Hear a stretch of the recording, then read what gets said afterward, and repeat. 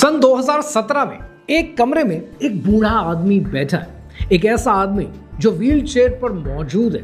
उसका जिस्म मर चुका है, उसका एक एक मसल जम चुका है। ये वो आदमी है जो अपना सर नहीं हिला सकता, अपनी उंगली नहीं हिला सकता, कुछ खा नहीं सकता, कुछ निगल नहीं सकता। वो अपने जिस्म का, अपने चेहरे पर सिर्फ एक मसल है, उस मसल को हिला सकता है और उस एक मसल से ये कंप्यूटर को चलाता है। उस कंप्यूटर पर एक लफ्ज सेलेक्ट करता है, फिर एक और लफ्ज सेलेक्ट करता है, तब जाकर कहीं एक जुमला बनता है और इसको अपनी बात कहने में अक्सर दिन लग जाते हैं। लेकिन ये आदमी इस हालत में भी दुनिया के बड़े बड़े सहाफियों को बुलाता है क्योंकि उसके पास एक पैगाम है और ये पैगाम फिजिक्स का पैगाम नहीं है, ये पैगाम एक वार्निंग है।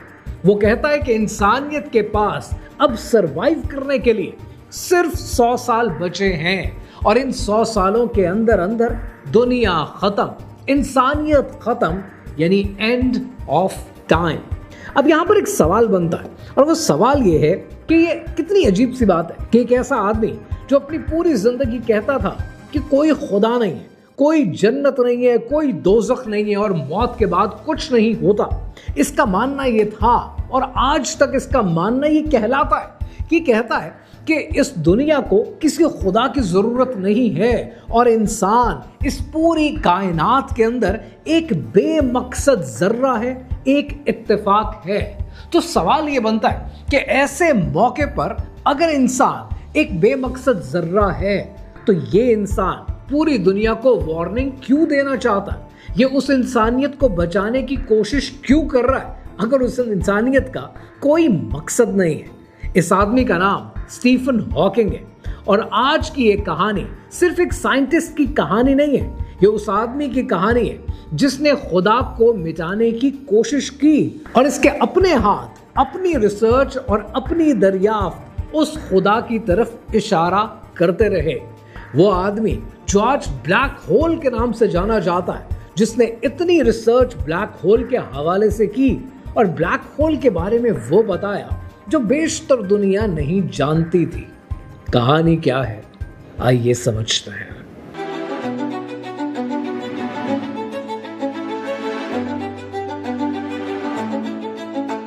इससे पहले कि स्टीफन हॉकिंग के बिलीफ सिस्टम को मैं डिस्कस करूं, यहां पर चंद बातें स्टीफन हॉकिंग के बारे में करनी बहुत जरूरी हैं। जब आप इंटरनेट पर स्टीफन हॉकिंग को सर्च करते हैं तो आपको बहुत सी कॉन्स्पिरेसीज ऐसी मिलती हैं जो स्टीफन हॉकिंग के नाम से जुड़ी हुई हैं। पहले उन पर बात करनी इंपॉर्टेंट हो जाती है। पहली कहानी ये कि लोग कहते हैं कि गौर से देखो उन वीडियोस को कि जहां स्टीफन हॉकिंग को खाना खिलाया जा रहा है। नर्स चम्मच लेकर उसके मुंह तक लेके जाती है, उसके होठों तक खाना पहुंचता ही नहीं है, वो निगलता ही नहीं है। तो सवाल उठता है कि अगर वो खाना खा नहीं सकता, निगल नहीं सकता, तो इतने अरसे से वो जिंदा क्यों है? और फिर आती है एक और कहानी और ये और भी ज्यादा डरा देने वाली कहानी है। लोग कहते हैं कि स्टीफन हॉकिंग की पुरानी तस्वीरें देखने की कोशिश करो और अब जरा नई तस्वीरें देखो। उसके दांत अलग हैं, उसके जबड़े की शक्ल अलग है, उसकी उंगलियों की पोजीशन अलग है। तो लोग दावा करते हैं कि स्टीफन हॉकिंग तो बरसों पहले मर चुका है। अब जो इंसान आपके सामने प्रेजेंट किया जाता है कि उसका बॉडी डबल है, वो स्टीफन हॉकिंग नहीं है, वो कोई और इंसान है जिसको टेलीविजन पर लाकर आपको दिखाया जाता है और वो स्टीफन हॉकिंग नहीं है। अब तीसरी कहानी जो स्टीफन हॉकिंग के नाम से बहुत मशहूर है, वो तीसरी कहानी ये कहती है कि ये खुदा का इतना बड़ा मुनकर रहा है, किसी खुफिया सैतानिक ग्रुप का मेंबर रहा है और इसकी शोहरत और इसका जीनियस ये सब एक सौदेबाजी और एक नतीजा है। फिर आपको एक चौथी कहानी मिलती है और चौथी कहानी ये कहती है कि कितनी अजीब सी बात है कि स्टीफन हॉकिंग जिसका जिस्म ऑलमोस्ट मर चुका है, उसके जिस्म का कोई मसल काम नहीं करता है और ये कंप्यूटर से पूरी पूरी किताबें लिख लेता है। कोई और इस बीमारी का पेशेंट ये सब कुछ क्यों नहीं कर पाता? जरूर सेटनिज्म और एथीज्म के पैरोकार स्टीफन हॉकिंग को एक रोल मॉडल के तौर पर इस्तेमाल करते हैं और इस इंसान के पीछे किताबें लिखने या एथीज्म को सपोर्ट करने का कोई जज्बा, कोई हिम्मत, कोई फिजिकल ताकत मौजूद नहीं है। He is just a role model. अब यहां पर ये कहानियां आज से नहीं चल रही है, ये कहानियां स्टीफन हॉकिंग के बारे में एक जमाने से चल रही हैं और आपने हॉलीवुड की कितनी ऐसी फिल्में देखी हैं कि जहां पर स्टीफन हॉकिंग का इन्हीं कहानियों को लेकर मजाक भी उड़ाया जाता है। अब जरा इन कहानियों के पीछे की सच्चाई को समझते हैं। अब जरा बात करते हैं स्टीफन हॉकिंग की इस बीमारी के बारे में। जो बीमारी स्टीफन हॉकिंग को है उसे आमतौर पर ALS कहते हैं, यानी मोटर न्यूरॉन डिजीज। ये वो बीमारी है जहां पर जिस्म का हर मसल एक एक करके हमेशा के लिए जैम हो जाता है। लेकिन इसमें अहम बात पता है क्या है कि ये बीमारी इंसान के दिमाग को छूती तक नहीं है, यानी इंसान अपने ही जिस्म के अंदर कैद होकर रह जाता है और वो अपने जिस्म को मरता हुआ देखता है। वो खाना नहीं निगल सकता था क्योंकि इस बीमारी के अंदर उसका खाना निगलने की जो सलाहियत है, ये बीमारी उसे खा जाती है। उसे बाद में ट्यूब के जरिए खाना दिया जाता था। वो अलग नजर इसलिए आता था क्योंकि 50 साल, इट्स अ लॉन्ग टाइम, 50 साल के अंदर ये बीमारी आपके अंदर बहुत सी तब्दीलियां लेकर आती है। और वो मशीन हजारों ALS के पेशेंट्स के पास आज भी मौजूद है जो इस मशीन का इस्तेमाल करते हैं और ये एक आम मेडिकल टेक्नोलॉजी है। फर्क सिर्फ इतना है कि स्टीफन हॉकिंग एक दुनिया का मशहूर आदमी था। वो दुनिया का एक बहुत बड़ा दिमाग था, यानी आइंस्टाइन के बाद स्टीफन हॉकिंग को सबसे ज्यादा क्रेडिट दिया जाता था। लिहाजा उसकी शोहरत की वजह से इंटेल जैसी कंपनीज ने उसके लिए एक खास मशीन बना कर दी जो इंटेल का प्रोटोटाइप कहलाता है। तो अब जरा अफवाहें साइड पर हो गई, तो अब फोकस करते हैं स्टीफन हॉकिंग के थॉट प्रोसेस पे कि उसने दुनिया को अपनी लिखाई की वजह से, अपनी रिसर्च की वजह से, अपनी किताबों की वजह से क्या सिखाया। स्टीफन हॉकिंग की कहानी शुरू होती है सन 1963 में। कैम्ब्रिज यूनिवर्सिटी में एक 21 साल का लड़का, नाम है स्टीफन, ज़हीन है, थोड़ा घमंडी है और सुस्ती पसंद है। एक आम नौजवान जिसे अब जिंदगी के बारे में कुछ ज्यादा पता नहीं है। उसका सबसे बड़ा मसला यह था कि उसको ये समझ नहीं आ रहा कि उसकी PhD का टॉपिक होगा क्या। फिर एक दिन वो बर्फ पर फिसल जाता है, गिरने लगता है और गिरने के बाद उसे चोट लगती है। उसका हाथ चीजें गिराना शुरू हो जाता है, उसकी जबान जुमले बनाते नहीं है, लड़खड़ाने लगती है और घर वालों को फिक्र होती है और वो उसके टेस्ट करवाते हैं। और डॉक्टर्स के पास जब स्टीफन हॉकिंग जाता है 21 साल की उम्र में, तो कमरे में बैठा हुआ डॉक्टर उसे ये कहता है कि तुम्हें एक ऐसी बीमारी है कि जिसका कोई इलाज नहीं है। सोचो कि 21 साल का लड़का जो अभी अपनी जिंदगी शुरू कर रहा है, उसे ये बताया जाए कि मौत की तैयारी करनी है। और सोचो जरा कि उस लम्हे अगर आप वहां पर होंगे तो आपका थॉट प्रोसेस क्या होगा। ज्यादातर लोग टूट जाएंगे क्योंकि उन्हें लगेगा कि उनकी जिंदगी खत्म हो गई है। ज्यादातर लोग अपने आप से भागने की कोशिश करेंगे, लेकिन स्टीफन हॉकिंग ने कुछ और किया। उन्हीं 2 सालों में उसकी मुलाकात एक लड़की से हुई जिसका नाम जेन है, और वो जानते हुए कि उसका मंगेतर चंद सालों में मर जाएगा, उसके सामने एक पूरी जिंदगी पड़ी है, जबकि स्टीफन के सामने पूरी जिंदगी नहीं है। लेकिन फिर भी जेन उसके प्यार में मुब्तला होकर उससे मोहब्बत कर बैठी और फिर इन दोनों ने शादी कर ली। स्टीफन हॉकिंग ने बाद में कहा कि उस शादी ने, उस मोहब्बत ने उसे जीने की वजह दे दी, जिसे डॉक्टर्स ने 2 साल दिए थे सिर्फ जिंदा रहने के। उसने शादी की, 3 बच्चे पैदा किए, जीता रहा। 2 साल 5 साल में बदले, 5 10 में बदले और 10 50 साल में उस बीमारी ने उसके जिस्म को तो ले लिया। एक उंगली, एक आवाज, एक एक करके पूरा जिस्म मफलूज हो गया। उस मरते हुए जिस्म के अंदर उस जिंदा दिमाग ने कायनात को समझने का फैसला किया। स्टीफन हॉकिंग जब अपना हाथ भी हिला नहीं सकता था, तो उसने अपने सर के अंदर, अपने दिमाग के अंदर हिसाब को जोड़ना शुरू किया। पूरे के पूरे मुश्किल फॉर्मूले, मैथमेटिक्स के ऐसे तस्वुरात वो अपने दिमाग में सोचता था जो आम इंसान नहीं सोचता। वो मैथमेटिक्स को तस्वुर में, इमेजिनेशन में लेकर जाता था, और ये वो चीज़ है जो उसे दुनिया के बाकी साइंटिस्ट से अलग बनाती है। और इसी कैद में बैठे हुए उसने कायनात की सबसे अंधेरी और सबसे डार्क चीज़ के बारे में रिसर्च करने का फैसला किया। वो चीज़ जिसे आज आप ब्लैक होल के नाम से जानते हैं। अब जरा बात करते हैं उस चीज के बारे में जिसे आप आमतौर पर ब्लैक होल कहते हैं, यानी कायनात की सबसे ताकतवर चीज, सबसे बेरहम चीज, एक ऐसी चीज कि जहां ग्रेविटी इतनी ज्यादा है कि अगर आप उसके पास से गुजरें, उसके करीब से जाएं, तो ना आपका वजूद, ना ही आपकी रोशनी, कभी कुछ भी वापस नहीं आ सकता। इसीलिए इसे ब्लैक होल कहते हैं। एक ऐसी जगह जो हर चीज को कैद कर लेती है, हर चीज को निगल लेती है, किसी चीज को लौटाती नहीं है। सन 1974 में स्टीफन हॉकिंग अपने दिमाग में एक हिसाब जोड़ रहा था।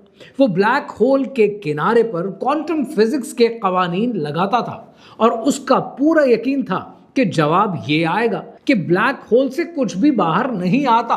जैसे उसने ये सब कुछ जोड़ना शुरू किया, यानी इन अदर वर्ड्स अपनी ही थ्योरी को डबल चेक करने की कोशिश की और हिसाब जोड़ा, और जो जवाब आया वो उसकी उम्मीद के बिल्कुल उल्टा था।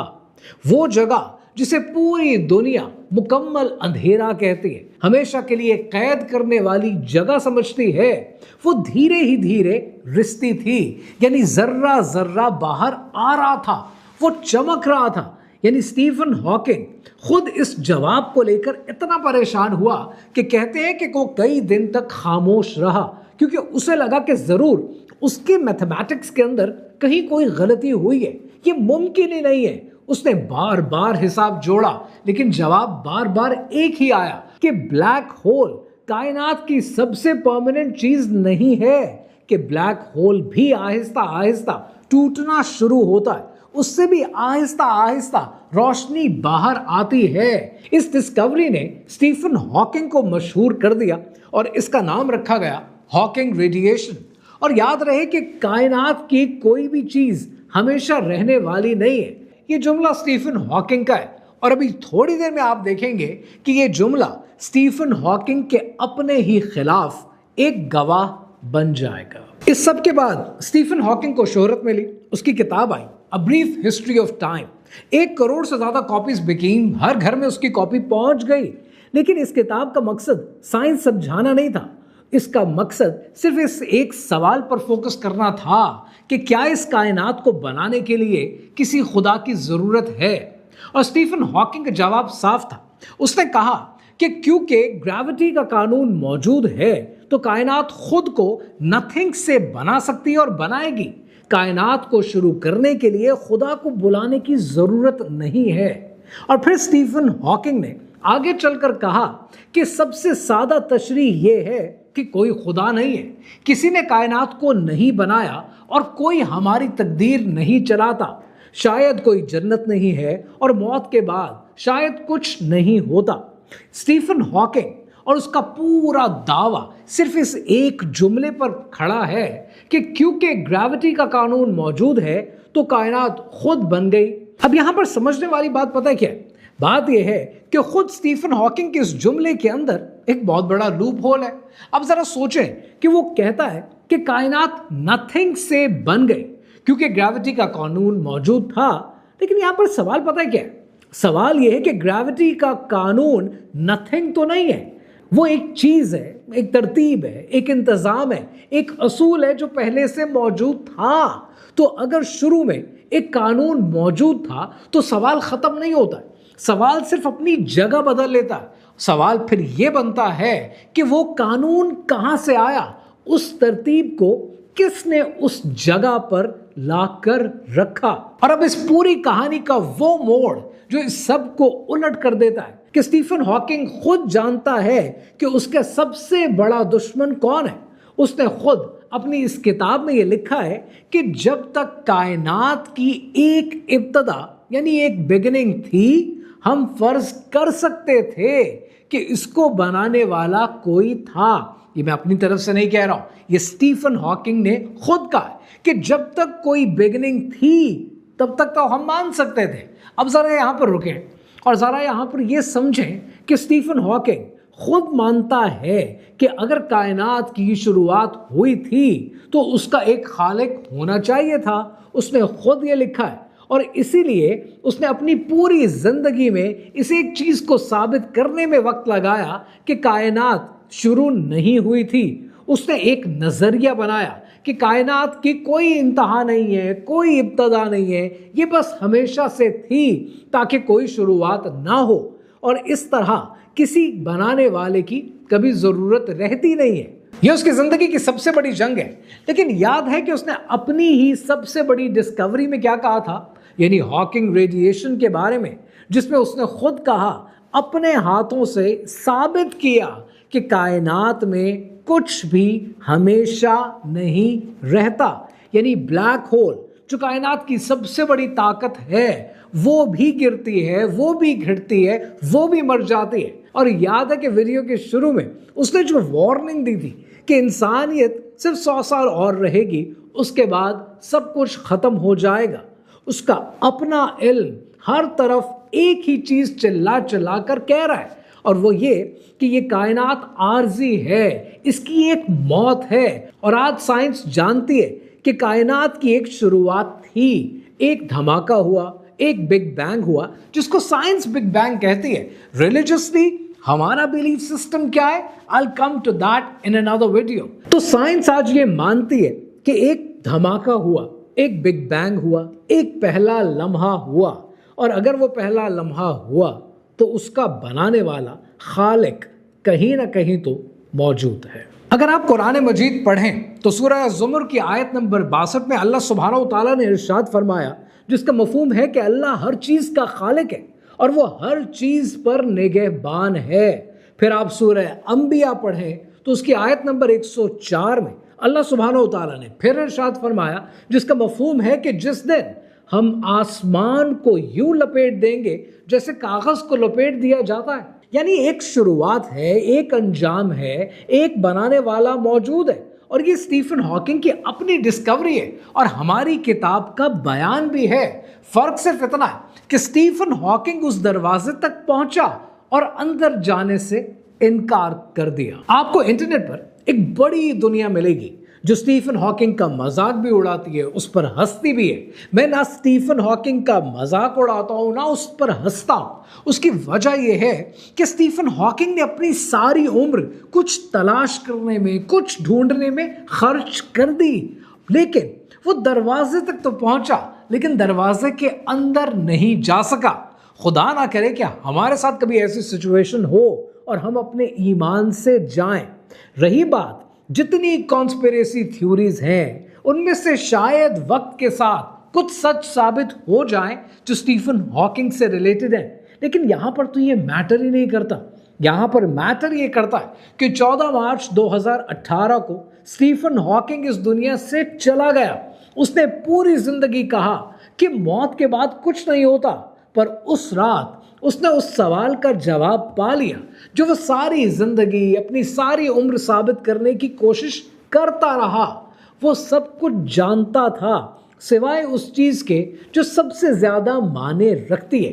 और शायद यही इस पूरी कहानी का असल सबक है कि इल्म चाहे कितना ही ज्यादा क्यों ना हो, वो इंसान को उस दरवाजे तक तो लेकर जा सकता है, लेकिन उस दरवाजे से अंदर दाखिल होना वो इल्म का फैसला नहीं है, वो दिल का फैसला है, वो ईमान का फैसला है। स्टीफन हॉकिंग के पास इल्म तो था, लेकिन उस आखिरी कदम के लिए वो चीज शायद नहीं थी जो इल्म से नहीं मिलती।